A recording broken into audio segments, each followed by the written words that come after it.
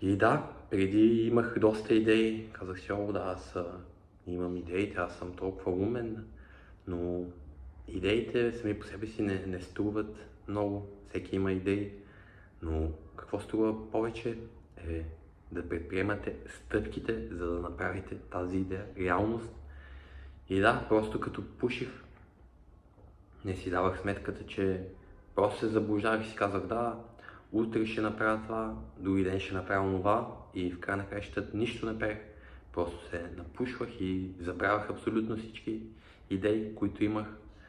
И да, сега, като спрях, осъзнах, че то реално идеите не са толкова скъпи, но самото приложение на тези идеи, самото създаване на тези идеи в реалност, следване на стъпките, които трябва да предприемете всеки божи ден, за да стигнете от точка А до точка Б, е това, което прави